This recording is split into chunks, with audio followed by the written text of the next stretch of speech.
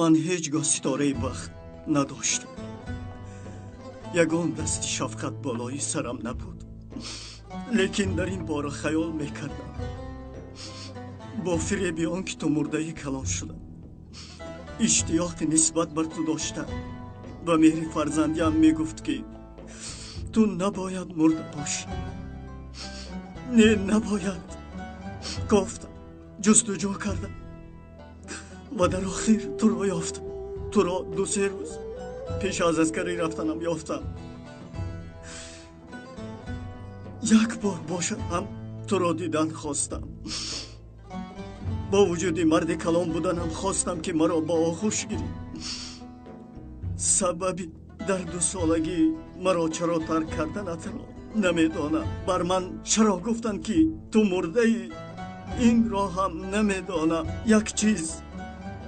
یک چیزی میدانستگیم همین که دیگر تو را ناراحت نمی کنم. حالا دانسته باش که تو برای من یک و یگانه هستی و میمانی. اگرچه تو را هیچ وقت نشناخته باشم. فرزندت.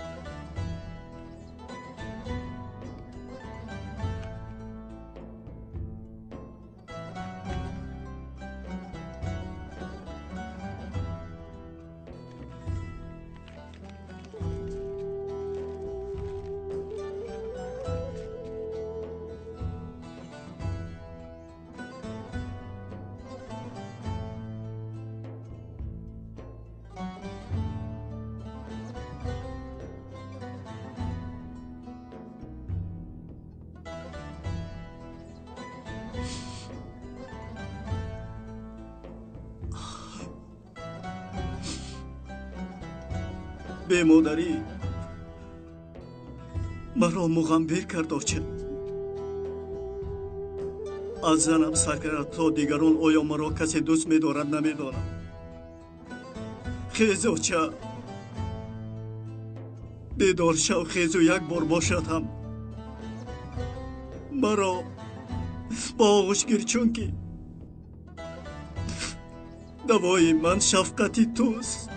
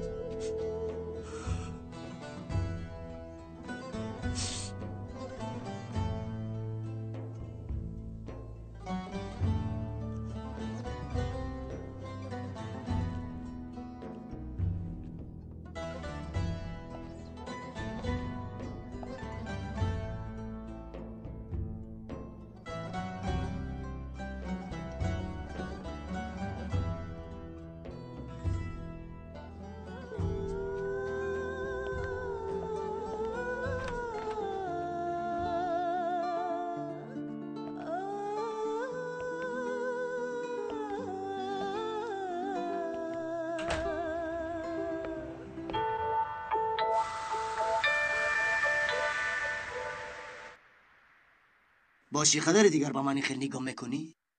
چی کار کنیم؟ برای تو بر این آدم بی‌ناموس غم خوریم؟ من حق دارم. ادوکات میخواهم.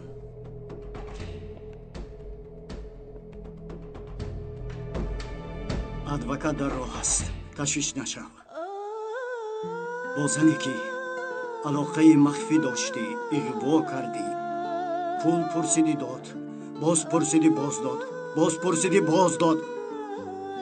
وقتی که دیگر دادن نتوانست با پلیس میروم گفت جنجال کردید و تو را بوغی کرده کشتی. ها، بوغی کرده کشتی. این خیل آدمان پس را در صحیفه 3 روزنامه ها بیشتر با میخوریم. تو اصلا گویی که مادرت را چرا کشتن خواستی؟ کنی گپ زن.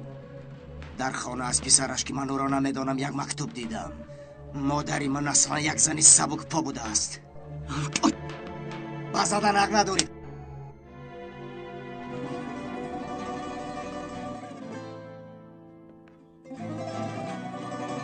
برای مادری من این کلمه را استفاده نکن. چی ها میگویی؟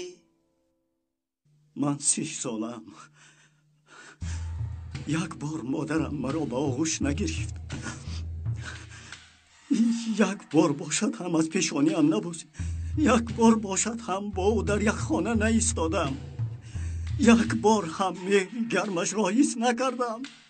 یک بار پسر جانم نگفت. میدونی چرا؟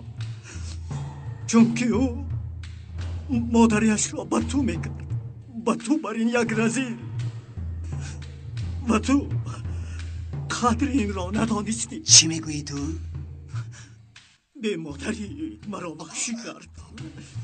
یک آدمی پس شدم، لیکن تو قدر این مادرت را ندانستی. جزایی سزاوار میبینی.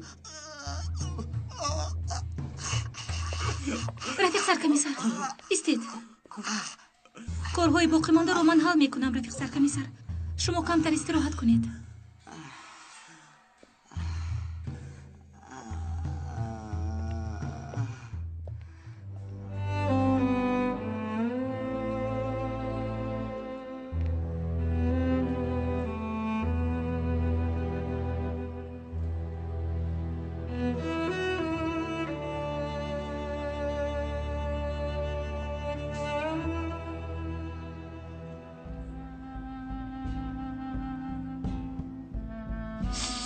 خوب بودنتان چی خوبی سردار. نباشد با شما سیر دل گفتن نمیتوانستم. پدرم چرا نامم را تیمور مانده است میدانید؟ چون که او مرا دوست نمیداشت. نام او یلدریم بود. از چی باشد یلدریم بایزید را بسیار دوست میداشت، همان پادشاه را. از این رو تیمور لنگی را که او را اسیر گرفته بود، یعنی همان لنگ را چشم دیدن نداشت. کارا بینید که تقدیر من هم لنگید. پدرم مخصوص برای مرا جزا دادن نامم را تیمور مانده است و من با این نام حیات به سر میبرم. نامم شاید زیبا باشد، لیکن نیتی پدرم بسیار هم بد بود. با شما یک چیزی را که حتی زنم نمیداند میگویم. سردارم با من گویید کسی در حیاتش 2 بار یتیم مانده است. من یتیم ماندم. یک بار در 2 سالگیم و یک بار 30 دقیقه پیش.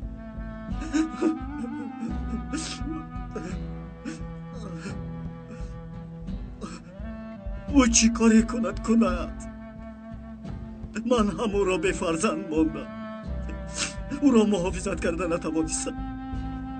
او چیزی خواهد کردن گیرد. من باید از نزد در او دور نمی رفتم، چون که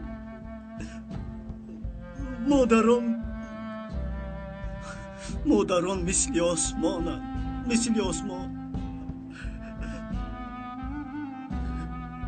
دیگر من آسمان ندارم رفیق سردار. همین خیل نیست سردار.